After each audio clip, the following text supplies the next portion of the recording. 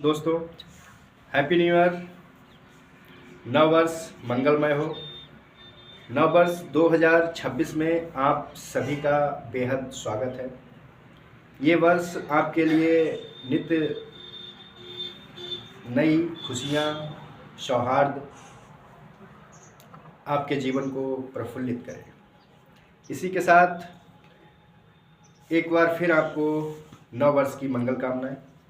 आप सभी का अपने YouTube चैनल स्ट्रगल विद देव में हार्दिक स्वागत है। दोस्तों, आज इस वर्ष का 2026 का पहला दिन है।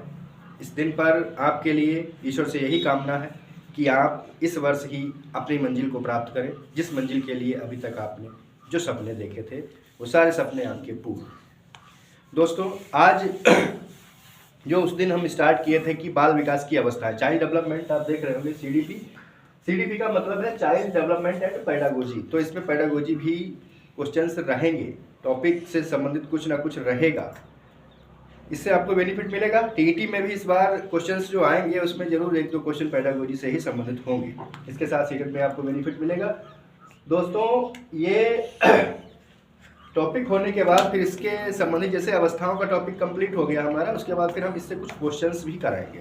उस क्वेश्चंस हर टॉपिक के बाद आपको 2-4 क्वेश्चंस कराएंगे। 2-4 क्वेश्चंस का मतलब 20 क्वेश्चन, 4 क्वेश्चन में 20 क्वेश्चन हो जाएंगे। निरंतर इस प्रयास में रहेंगे। देखिए दोस्तों, शैशव अवस्था जिसको हमने कहा था, इस अवस्था को क्या कहा जाता है? यह अवस्था सीखने की आदर्श अवस्था कहलाती है। क्या कहलाती है? सीखने की आदर्श अवस्था। आदर्श अवस्था क्यों कहा जाता है इसे सीखने की आदर्श अवस्था, और किसने कहा? इसको सीखने की आदर्श अवस्था कहा है वैलेंटाइन ने। याद रखना, ये नाम कई बार परीक्षा में पूछा गया है, वैलेंटाइन। कि सीखने की आदर्श अवस्था यदि शैशव अवस्था है तो इसको किसने कहा है कि यह सीखने की अवस्था है? तो वैलेंटाइन ने कहा था कि यह सीखने की आदर्श अवस्था है, क्योंकि इसमें बालक जो भी सीखता है वो अनुकरण के माध्यम से सीखता है। वो चाहे अपने मम्मी से सीखे, पापा से सीखे, जिससे भी सीखता है, लेकिन वो अनुकरण के माध्यम से सीखता है। दोस्तों, यह अवस्था 0 से 5 वर्ष की होती है। अलग अलग मनोवैज्ञानिकों ने अलग अलग तरीके से बताया, उस पर हम बाद में डिटेल्स चर्चा करेंगे कि रॉस ने क्या बताया है और फ्रायड ने किस प्रकार से इन अवस्थाओं का विवरण दिया है, तो उस पर हम लास्ट में बताएंगे। पहले इन अवस्थाओं के बारे में जानते हैं। इस अवस्था में जो शारीरिक मानसिक विकास होता है बहुत तीव्र गति से होता है। आत्म प्रेम की भावना होती है। नैतिक विकास यहाँ पर नहीं देखा जाता है। बच्चा अपनी मम्मी पर डिपेंड रहता है। अगर वो चीज़ों को व्यक्त करता है तो रोकर व्यक्त करता है। ये सब जीन पियाजे में बहुत अच्छी तरीके से हम लोग समझेंगे। यहाँ पर आप इतना समझिएगा कि यह वह अवस्था है जहाँ पर बच्चे में शारीरिक विकास, मानसिक विकास तीव्र गति से होता है, बहुत जल्दी गति से होता है।